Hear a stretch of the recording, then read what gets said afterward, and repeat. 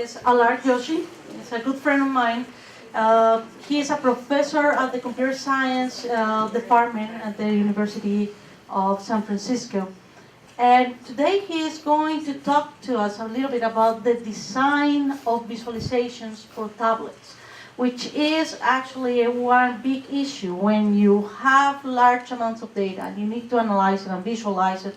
And then on top of that, you have a restricted set of ways of interacting with your device and a smaller screen. So how can you really translate from going from a larger device, from a desktop setup, to a small tablet and still keep the ability to interact and analyze the data?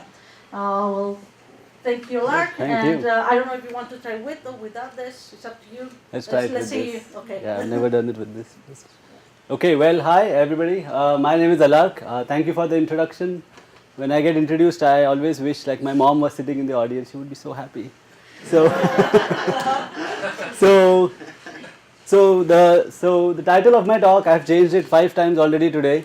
So the title right now is Smart Visual Interfaces for Mobile Devices.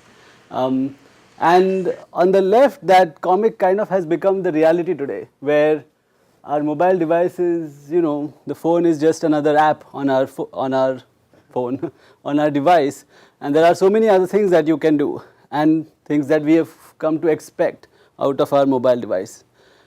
So why do we care about mobile devices? Because there are many of them. Tablets are becoming increasingly popular and ubiquitous. We have a tablet or more at home, and worldwide tablet sales are just exploding. Right now, they reported about 240 million tablets were sold in 2014, and the projected worldwide sales is about 370 million in the next couple of years. So that's a lot of devices. There are a ton of apps. I don't need to tell you all that. You all are, I'm preaching to the choir, so I don't need to go to the numbers. But what is more interesting for me, and I started seeing this over the last 3 or 4 years, and I realized that, there are many apps that have a data visualization component to it. It might be either a financial management app, or it might be a, Fitbit kind of an app, where you just want to look at how many steps you've taken today, how many steps has your friend on the East Coast taken while they're sitting at home in the snow. And then, basically being able to explore some of the data and being able to learn something from these visualizations. But one of the other things that I was hearing and observing is that it was almost like a race to the bottom. Everybody wanted to come up with an app because mobile is where everything is, and so people were just coming up with visualization apps for whether it be a bank or whether it be like a self-quantization app like Fitbit, without really thinking about what can users do on a mobile device. What are the constraints? Are we really serving our audience appropriately? These are things that we know inherently, but we haven't really thought about them in a lot of detail. The first thing is that tablets are quite small. I mean, a 10-inch tablet has just 21% of the display of a 23-inch monitor. I'm sure most of you don't have even a 23-inch monitor today. That's a very small form factor. A 7-inch tablet has about 10% of the display area of a 23-inch monitor. And so my argument is, why are we creating visualization systems just as we would on a desktop environment without even giving it any thought, right? There are different user input methods. Can you hover over a data element? Can you hover over a bar or a point in a scatter plot on a tablet? No, you have touch or no touch. There is no try, right? Good, I know some people got that. Also, you don't have a right click. You don't have a lot of these things that we take for granted when you're using a keyboard and a mouse. So there are some constraints. There are also constraints with computational power. You can't say, I'm just going to run this really cool visualization technique. It's going to take 5 minutes, it's going to use a lot of resources, but it will solve all your problems. No, your computational power, your battery life is limited, and that's not going to be something that people are going to be happy with if you drain their battery in 2 minutes. So overall research theme that my research group has focused on is understanding effective ways of visualizing data in the context of mobile devices, okay? And so I'm going to give you a quick overview of 3 different sub-themes, and this is a project that started out when I was doing my PhD. I thought about, well, you're going from one place to another, there's always like a lot of angst associated with traveling to a new place. So can we use our GPS in an interesting way? And I'll tell you a little more about that. Pardon? Okay. There's also something that we were thinking about was, well, sure, we can do parallel coordinates and tree maps and go crazy with these things, but who's really going to use that, right? On a tablet device, can we even just identify, can we actually take standard bar graphs and scatter plots and come up with better ways of interacting with them that makes sense on a tablet device?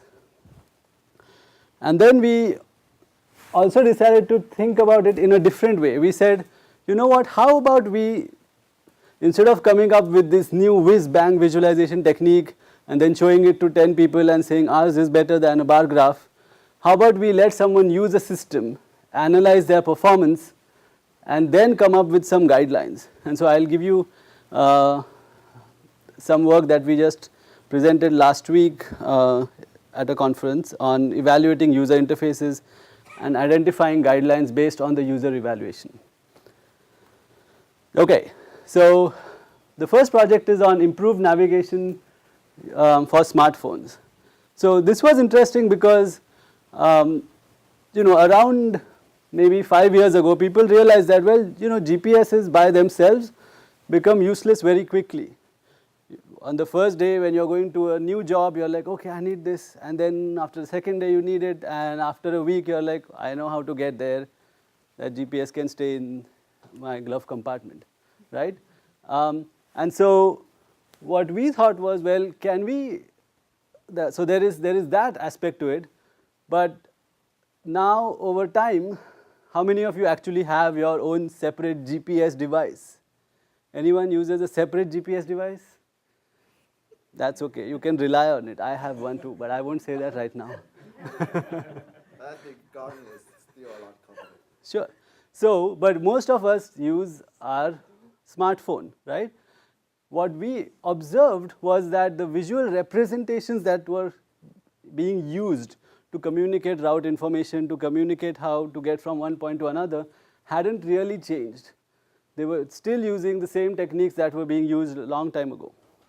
And so, in collaboration with Nokia Research, and my collaborator Vidya Setlur is right here, we came up with this technique or this system called DriveSense. And the way this works is that we had this OBD interface that connects to your car. You can get this at Amazon for like $20 or something.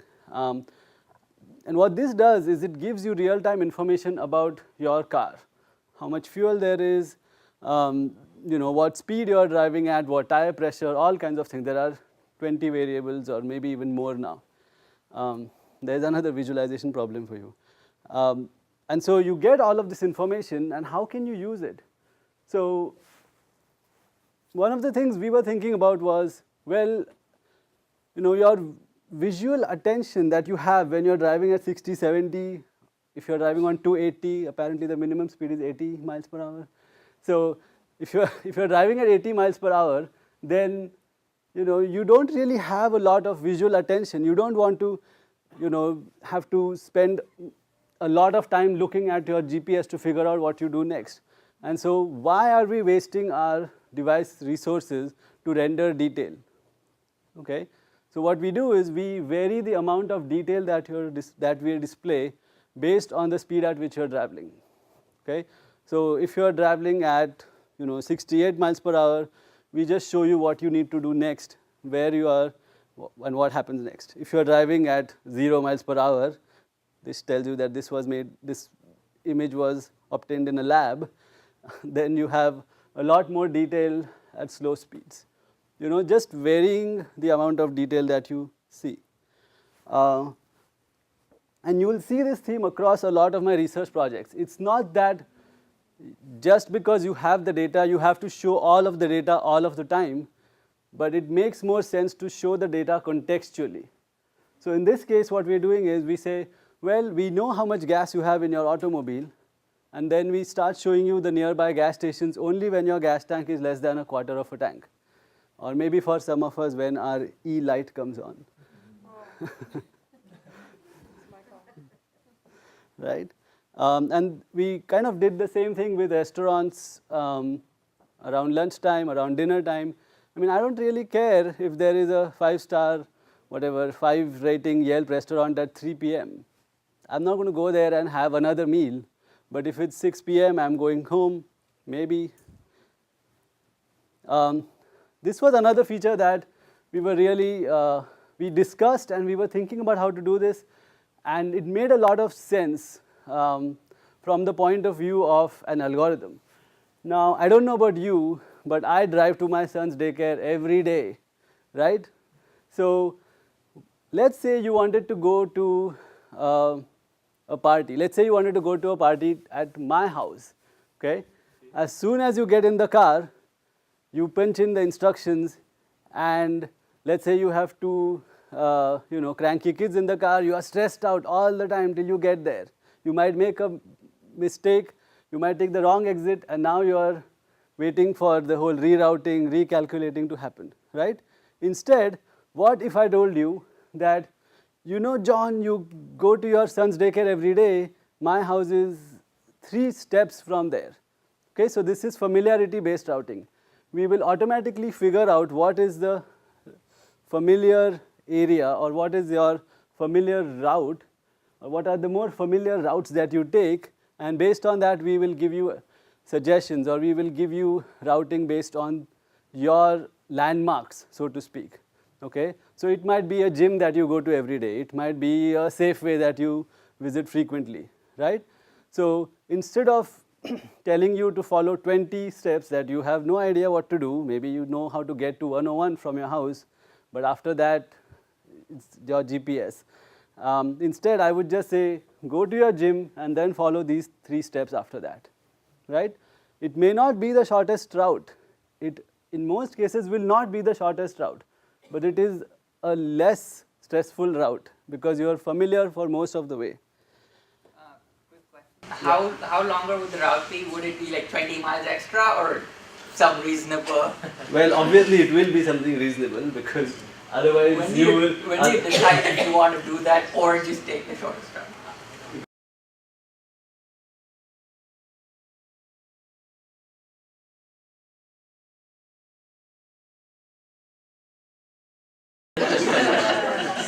If it's a familiar area, I won't be using my GPS. So how would you know, what area is considered as a familiar route? So that's what. So one of the features of DriveSense is that it actually keeps track of where you drive on a regular basis, and it comes up with its own familiarity map based on your driving pattern. So you don't even have to do anything. So there was some research where people said, well, we will give you directions from the nearest landmarks, like say a museum or a national monument. And I'm like, I don't even know how to get to the national monument. Who cares? My landmark is my son's daycare. Done, right?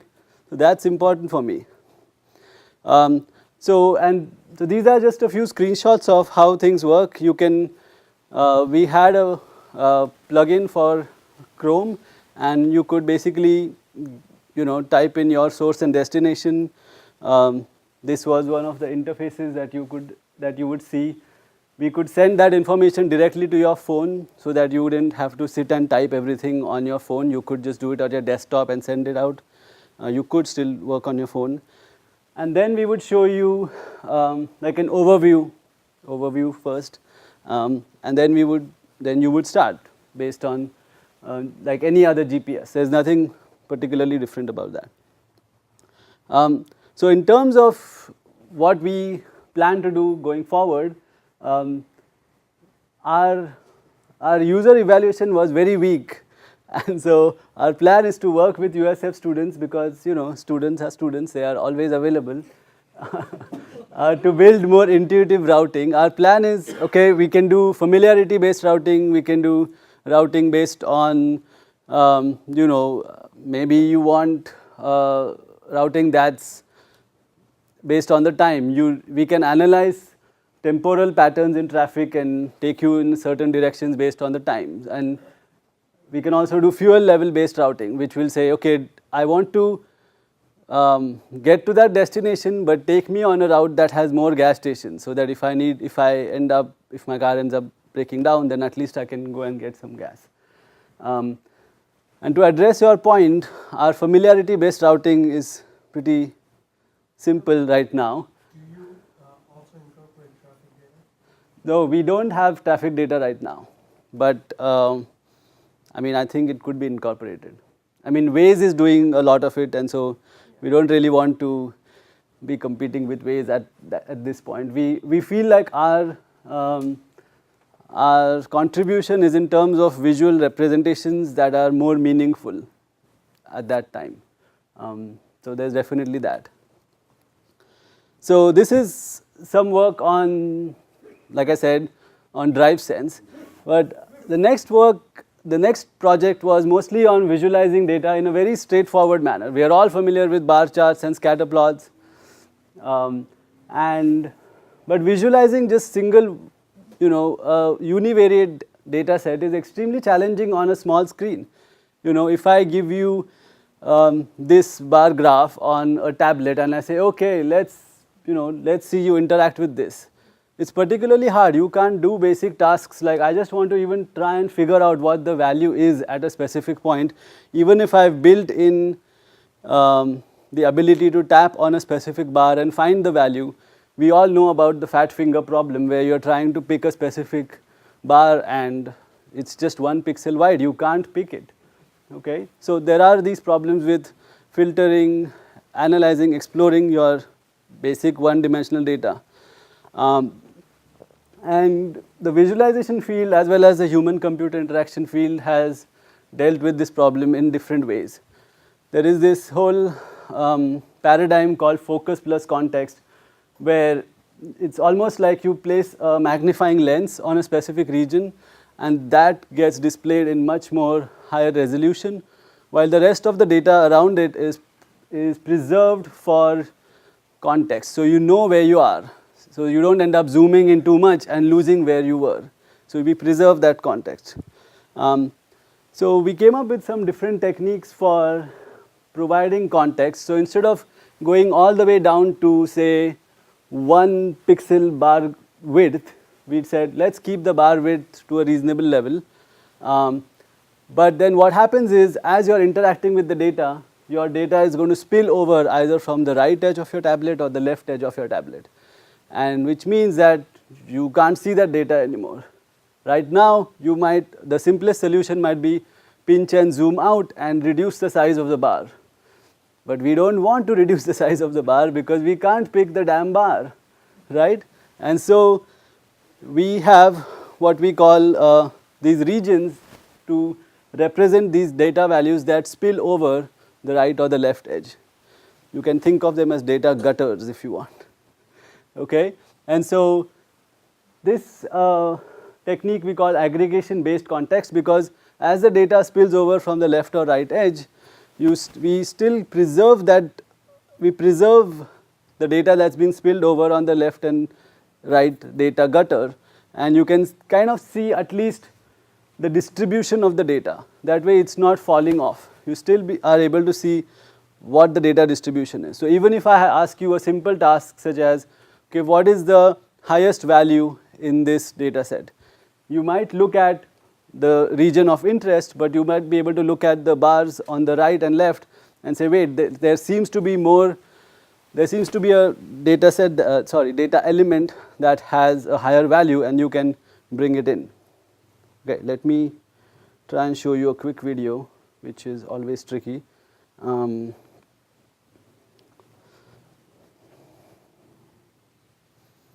It will eventually do something. Okay, so as you navigate leftwards or rightwards, you basically start seeing data elements from the right edge or the left edge come into focus, and apparently the theme of today's meetup is cars data, and so we are sticking with that theme. There is economy, miles per gallon here.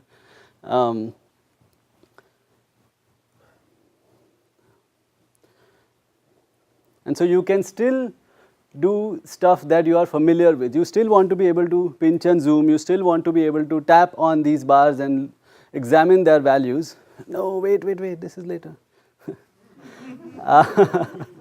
But we don't want you to, but we still want to provide some more context around the data that's not in focus. This is going to be a little distracting, I apologize, but still we'll go through it. The second type of technique that we came up with is called fisheye style context, which means it's like a fish eye. And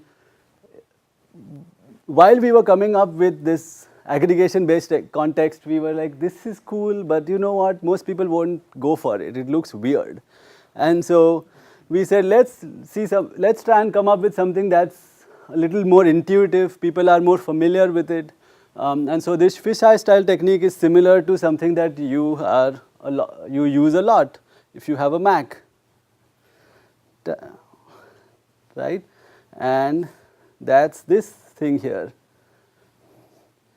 And so that's exactly the same thing that we did for visualizing large-ish data, where now again the region of interest is displayed. You can look at it, you can read each and every data element, you can tap on it.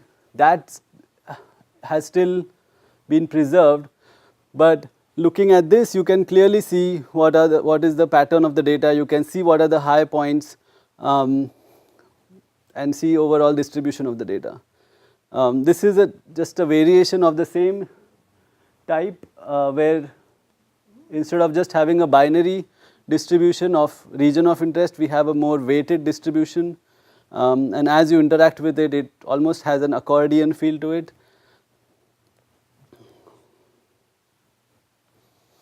And yeah, we spent a lot of time trying to think about, maybe we should add colors, maybe we should make it prettier, and I was like, no, we have to keep it, we have to stay focused because it's all about just bar graphs. Don't try to conflate the issue. So it's not that pretty, but it's awesome.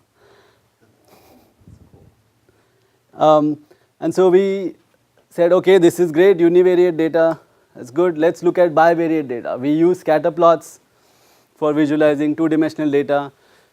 You can go crazy with, encoding a lot of information for every point. You can color it, you can change the shape, all kinds of things. That's not the point. The point is you have bivariate data, you want to look at it on a tablet, and so we kind of use that same aggregate idea and use a circular region, then we use a rounded rectangular region, so that data that spills out is still represented in some way on your tablet. So I can just show you a quick video for that.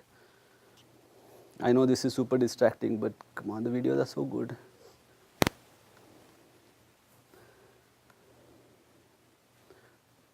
Okay.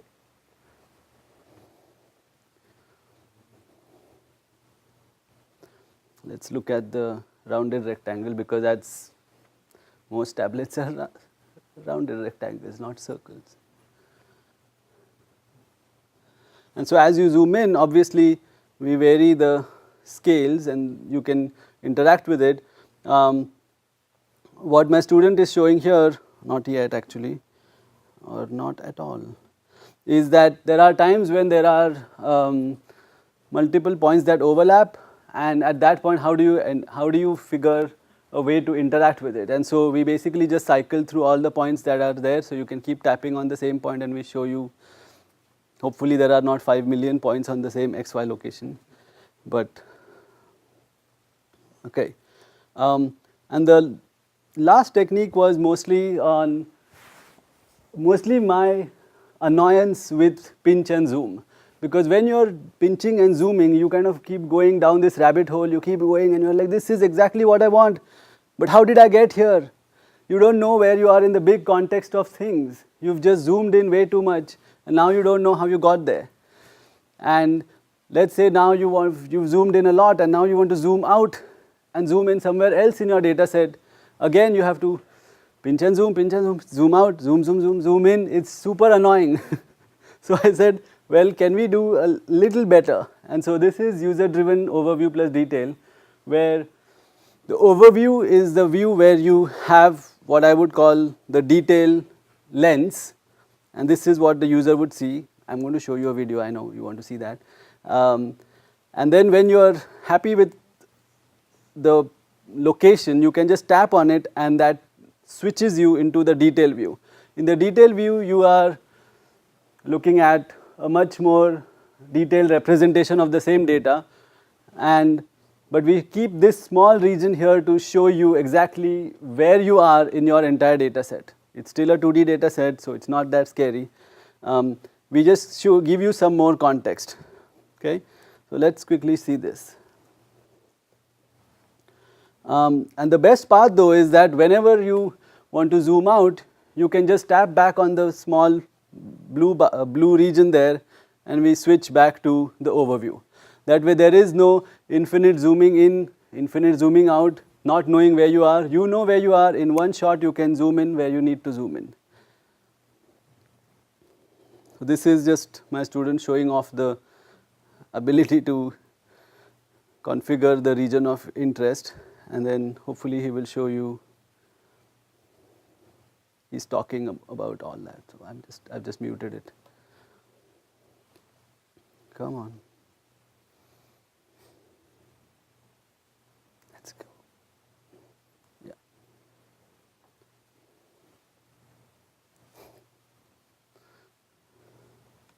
Okay. And so what would academic research be without a user evaluation? So we evaluated these visualization techniques with standard bar graphs and scatter plots, where you have standard pinch and zoom, you have scrolling, you have basic interaction where you can tap on a bar or you can tap on an element. And we found that bar graph 2, which is the one which has the fish eye style, has the highest user performance as well as satisfaction. People thought it was much more intuitive, it was easy to use, and in a way we validated what we thought, because bar graph 1 looks good but it looks a little ugly. Scatter plot 3 is this one, and this one won over the rounded rectangle as well as the circular layout. Again, in this case it was the highest, it led to the highest performance and satisfaction. Now there are obviously limitations. There are limitations associated with the fact that you can only display, for example in this case you can only display context such that your bars are at least 1 pixel in size, which limits the size of data that you can display, right? Because your tablet has a certain fixed resolution. So there have been some suggestions that we should look at a pixel based layout where each data point is represented as a pixel. I'm not a big fan, but we might try it in the near future. Yeah, so let's move on to the next and last project. This was a very weird project for me, because I wanted to evaluate an existing visualization system and based on that come up with some guidelines for what is it that you should and should not do when you are designing visualization apps for tablets. We may have some gut feeling about it, but how about putting some metrics under it and figuring out whether the performance of users is affected by certain design decisions that you might make. So this was the work that we presented a couple of weeks ago. So for this we used a popular visualization app at that point. It was called Roam BI, and the point was to let users explore data, let users play with the data, and we identified about 7 to 8 questions in increasing order of difficulty. One of them would be just open the visualization or open the data set, look at it and answer the question. Some of the questions, some of the tasks required them to do some filtering, do some like sorting, basically more interaction based techniques to answer those questions. And we identified some pitfalls and some recommendations. And instead of, like I said, instead of having an agenda in mind, we said pitfalls are basically ones where our users just did not perform well, where a majority of the users got the answer wrong, they misread the cues, or there was something going on and that was not a good idea. On the flip side, recommendations are things where we found that a high majority of the users answered a question correctly, and so that's a good thing, then keep doing that.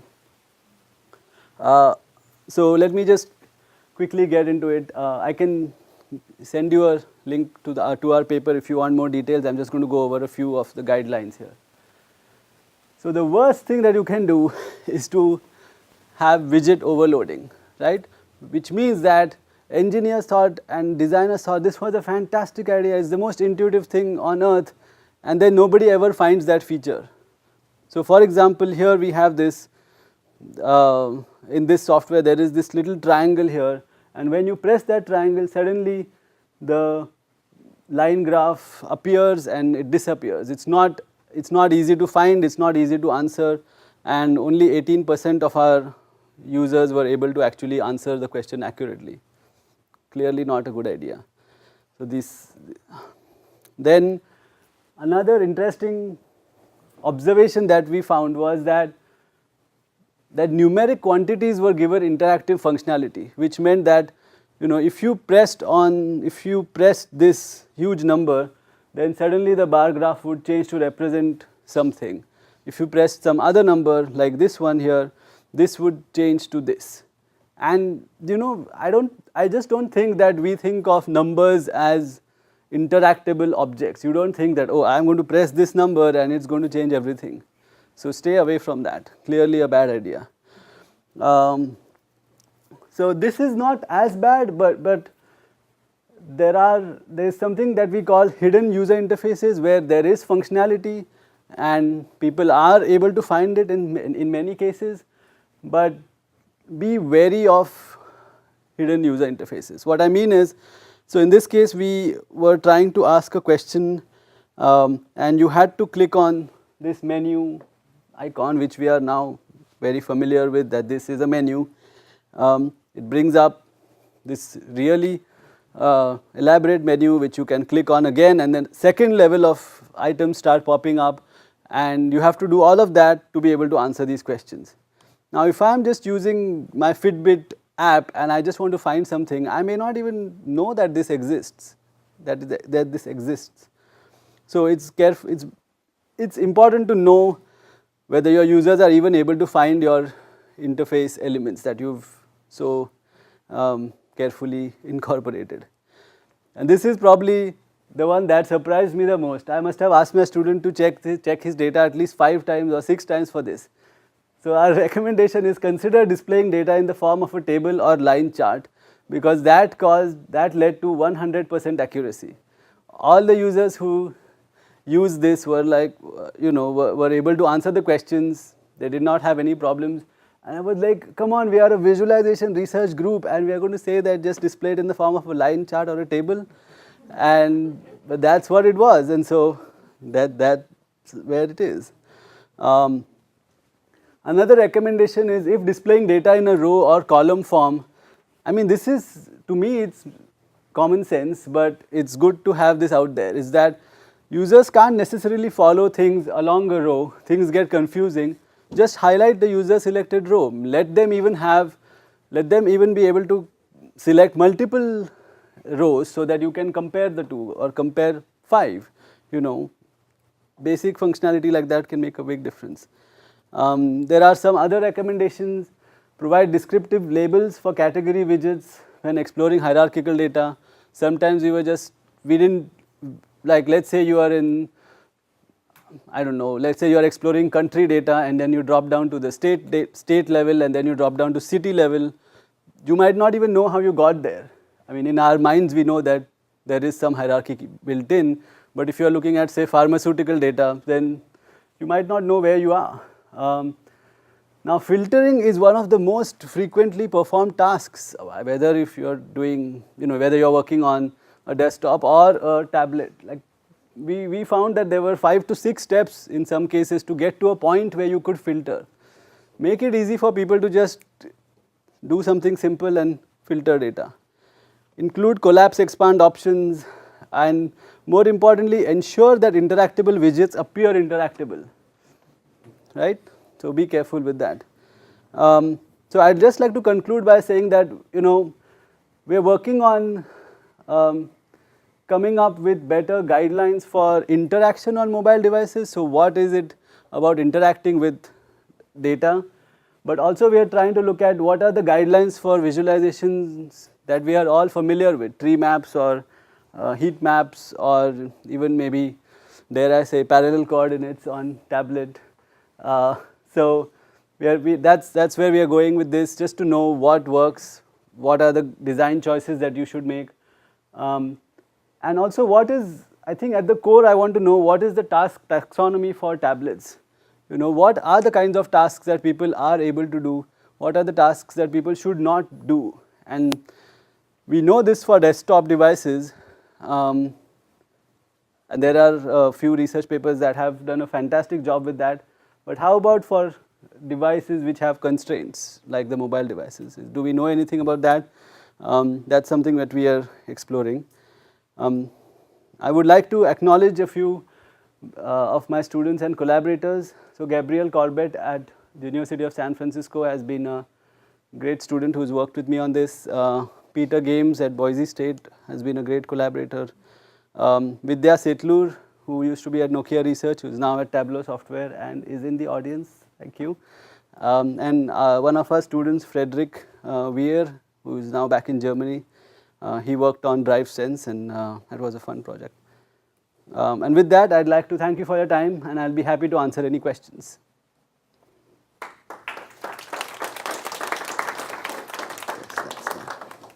I had a question. Yeah. So the histogram stuff was just awesome. Yeah, thanks. You had like 1 pixel lines for stuff that was out of context, and Yeah. then you had focus on whatever was Region you were of interest. interacting Yeah. with or you were closely looking at. Yeah. The problem is that works awesomely, but if you have like 8,000 lines in your histogram, Sure. then the minimum width you can have is 1 pixel. Yeah. And then if you have 8,000 data points, even if they're like focused out, you still need 8,000 pixels width, and your tablet only has like 1024 pixels wide. So then what do you do? Because even if you just give 1 pixel to each thing which is focused out, you still have data that you cannot fit in the width of the tablet. Next steps, address theoretical limit to number of data items that can be visualized. So we are definitely thinking about it. So like I said, one of the solutions that has been recommended by reviewers is to use pixel based techniques, which means now instead of having a single pixel width bar, have a single pixel, just 1 pixel for a data element. That How can you show a histogram with that? no, it's not a histogram then. Okay, Now okay. think of it as this whole region. Where is this here? This whole region, instead of having these horizontal bars, I would just have a single pixel worth of information there. And somehow it would be like a stream of data that just streams in, and you would still be able to see this full of pixels of more data. But I'm not convinced that's a viable solution. Maybe you can put a viewport and they can just scroll back and forth to that viewport. And, it can be virtual. You can have as many as you want. Right? What do you mean? Maybe I don't understand. The way you have that square there, but so the data flows virtually off the screen, so they can just move it and they can get. So you it. have another viewport for interacting with the context. Right. Okay, that's a good idea. I mean, I think one thing I'd like to add, like, for a bar chart, one of the main visual tasks is comparison, Yes. right? I mean, so you're not necessarily comparing one bar with all the bars. I mean, what are some of the most common visual tasks that one does with a bar chart?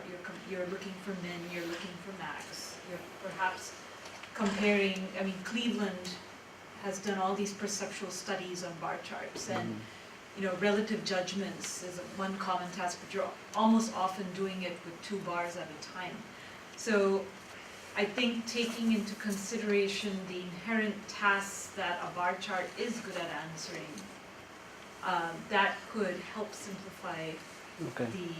the design, right? Definitely. Yeah. Cool. Thanks. Any other questions? I invite your questions. That's what I do in college, and everybody asks me questions then. Yeah. Yeah, over there. Have you dealt with anything like over time and watching data move over time? No, not really.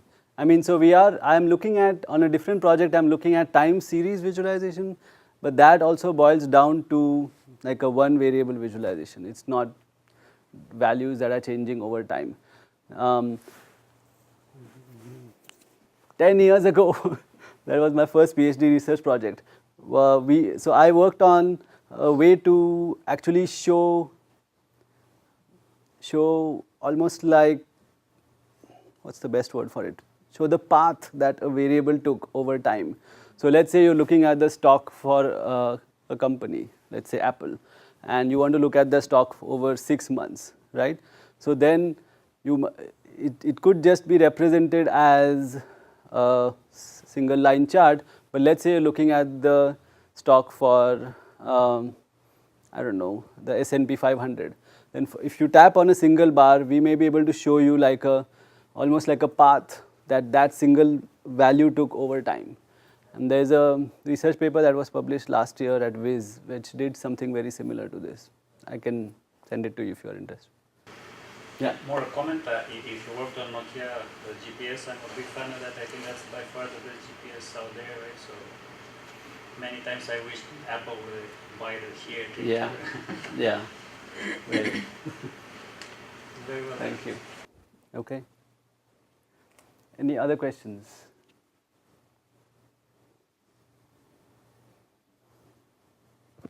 Okay. The things you mentioned are not necessarily new things like the Yeah. FIFA and stuff like that. It's research based a few decades and it's used in some operating systems and stuff, right? Yes. So why do you think these are like New. new? They are not new. They are just, I don't see them anywhere. Nobody's thinking about it. I'm just saying this makes sense.